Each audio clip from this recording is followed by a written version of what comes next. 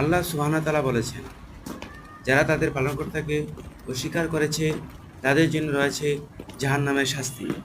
সেটা কতই না নিকৃষ্ট স্থান। যখন তারা তথায় নিক্ষিপ্ত হবে, তখন তার উৎক্ষিপ্ত গর্জন শুনতে পাবে।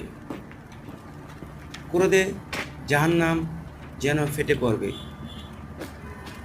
যখনই তাতে কোনো সম্প্রদায় নিক্ষিপ্ত হবে, তখন তাদেরকে তার সিপাহীরা জিজ্ঞাসা করবে, তোমাদের কাছে কি কোনো সতর্ককারী আগমন করেনি?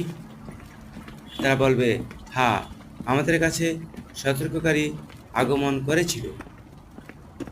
অতঃপর আমরা মিথ্যারোপ করেছিলাম এবং বলেছিলাম, আল্লাহ তাআলা কোনো কিছু নাজিল করেননি।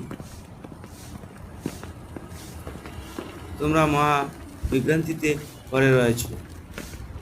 তারা আরও বলবে, যদি আমরা শুনতাম অথবা বুদ্ধি খাটাতাম, তবে আমরা জাহান্নামবাসীদের মধ্যে থাকতাম না। সুবহানাল্লাহ। হোলি কোরআন, সূরা আল মুলক